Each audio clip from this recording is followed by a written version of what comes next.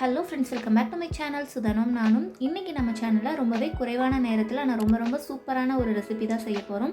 மிளகு முட்டை வறுவல் தான் பண்ண போகிறோங்க. இது ரொம்ப கம்மியான டைமில் பண்ணிடலாம், ஆனால் ரொம்பவே சூப்பராக இருக்கும். இந்த ரெசிபி பண்ணுறதுக்கு அடுப்பில் ஒரு அகலமான பேன் வச்சுக்கோங்க. பேனில் ஒரு 2 டேபிள் ஸ்பூன் அளவுக்கு நான் எண்ணெய் சேர்த்துக்கிறேன். இப்போ எண்ணெய் நல்லா சூடானதும் இதில் கொஞ்சமாக கருவேப்பிலை சேர்த்துக்கலாங்க. இப்போ கருவேப்பிலை நல்லா பொரியட்டும். இப்போ பாருங்கள், கருவேப்பிலை நல்லா பொரிஞ்சிருச்சு. கருவேப்பிலை பொரிஞ்சதுக்கப்புறமா இதில் ஒரு பெரிய வெங்காயம் நீட்ட வாக்கில் மெலிசாக கட் பண்ணி வச்சுருக்கேன், இதை சேர்த்துக்கிறேன். சேர்த்துட்டு இப்போ இதை நல்லா வதக்கி விட்டுறலாம். நான் தேவையான பொருள்லாம் டிஸ்கிரிப்ஷனில் கொடுக்குறேன், தேவைப்பட்டால் செக் பண்ணி பாருங்கள். இப்போ வெங்காயம் நல்லா கண்ணாடி பதம் ஆகிற அளவுக்கு வதக்கிட்டு இது கூட நம்ம இஞ்சி பூண்டு பேஸ்ட் சேர்த்துக்கலாம். 1 டீஸ்பூன் அளவுக்கு இஞ்சி பூண்டு பேஸ்ட் சேர்த்துக்கோங்க. அடுப்பை சிம்மில் வச்சுட்டு இஞ்சி பூண்டு பேஸ்ட்டோட பச்சை வாசனை போகிற அளவுக்கு நல்லா வதக்கி விட்டுருங்க. இப்போ இஞ்சி பூண்டு பேஸ்ட்டோட பச்சை வாசனை போனதுக்கப்புறமா இதில் ஒரு பெரிய சைஸ் தக்காளி, நான் ஒரு தக்காளி கட் பண்ணி சேர்த்துருக்கேன். சின்ன பழமாக இருந்தால் நீங்கள் ஒரு 1.5 பழம் வரைக்கும் சேர்த்துக்கலாம்.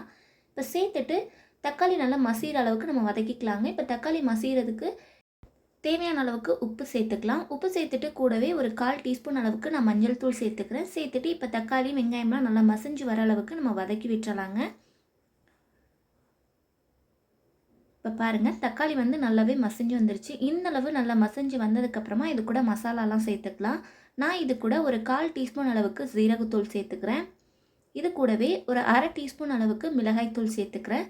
தனி மிளகாய்த்தூள் தாங்க சேர்த்துருக்கேன். இது கூட ஒரு 1/2 டீஸ்பூன் அளவுக்கு கறி மசாலா சேர்த்துக்கிறேன். கறி மசாலா இல்லைன்னா கரம் மசாலா, அப்படி இல்லைன்னா சிக்கன் மசாலா ஒரு 1/2 டீஸ்பூன் சேர்த்துக்கோங்க.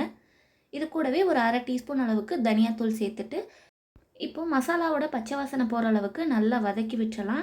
இப்போ பாருங்கள், தக்காளி வெங்காயம்லாம் நல்லா வதங்கிருச்சு. அதுலேருந்து எண்ணெயும் பிரிஞ்சு வர ஆரம்பிச்சிருச்சு.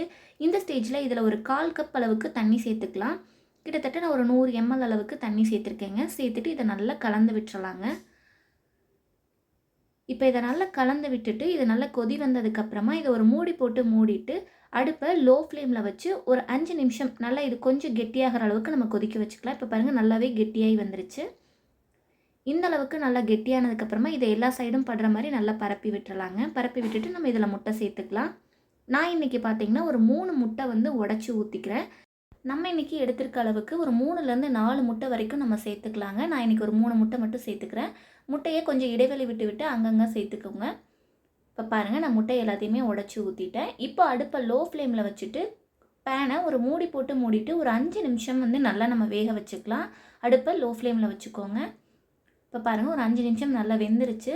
நம்ம ஓப்பன் பண்ணி பார்த்துடலாம். இப்போ நமக்கு பார்க்கும்போதே தெரியுது இல்லையா, முட்டை ஹாஃப் பாயில் மாதிரி வெந்திருக்கு. கீழெல்லாம் நல்லா வெந்துருச்சு. மேல் பக்கம் மட்டும் இன்னும் வேகலை. அதனால் இது போல் நம்ம திருப்பி விட்டுறலாம்.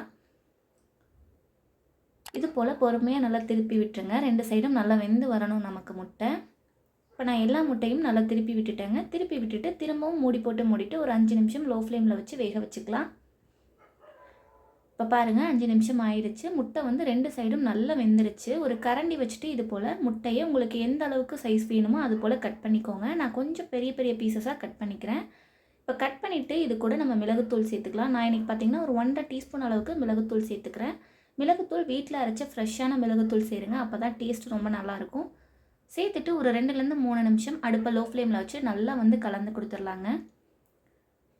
இப்போ பாருங்கள், நம்மளோட மிளகு முட்டை வறுவல் சூப்பராக ரெடி ஆயிடுச்சு. மேலே கொஞ்சமாக கொத்தமல்லி இலை தூவிட்டு நம்ம சுட சுட இப்போ சர்வ் பண்ணிடலாம். பாருங்கள், பார்க்கும்போதே எவ்வளோ சூப்பராக இருக்குன்னு. இப்போ வாங்க நம்ம சுட சுட சர்வ் பண்ணிக்கலாம்.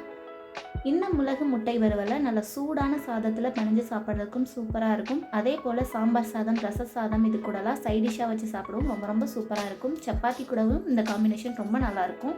கண்டிப்பாக நீங்களும் செஞ்சு பார்த்துட்டு எப்படி இருந்ததுன்னு மறக்காமல் கமெண்ட் பண்ணுங்கள்.